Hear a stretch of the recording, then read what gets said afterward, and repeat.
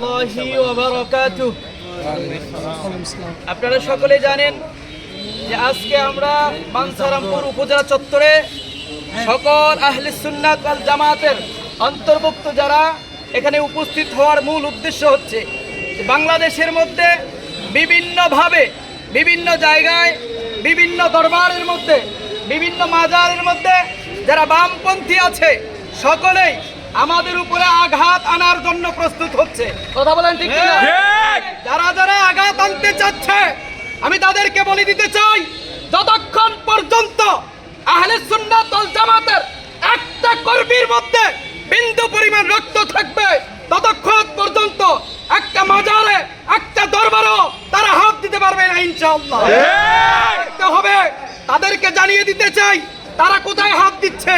আগুনের মধ্যে হাত দিলে সে আগুনের মধ্যে আগুন পুড়ে যায় না, হাত পুড়ে যায়। কথা বলেন ঠিক? আমরা সর্বক্ষণ সর্বসময় প্রস্তুত থাকবো।